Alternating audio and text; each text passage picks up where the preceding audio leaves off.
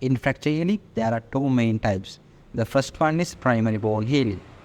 Here, the fracture segments are fixed strictly with the internal fixators like plates and screws. So the movements between two segments is very minimal. In secondary healing, we can see callus formation here.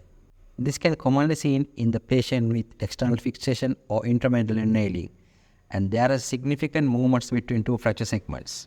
There are four main bone healing steps. The first one is hematoma formation, second granulation tissue formation, 3 bone callus formation, and last one is remodeling. The first step is hematoma formation. Following the fracture, the blood vessel within bone is damaged and there's bleeding into the bone and fracture segments area. It causes activation of coagulation cascade and hematoma formation. This occurs immediately after the fracture. The second step is granulation tissue formation. The plates stitching the fracture area release chemical substance and it causes inflammatory response. With this inflammatory response, there's angiogenesis. Bony callus formation can seen following several weeks after the fracture.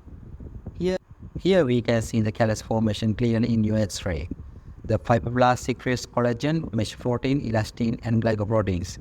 And also, fibroblasts also form osteoblasts by effect of some protein signals. The last step is bone remodeling. It's a very complex procedure, and there's both activation of osteoclasts and osteoblasts, and it regains the normal shape of bone. For more detailed overview of the bone healing steps, you can directly go to the healthascent.com and review our web article. Thank you.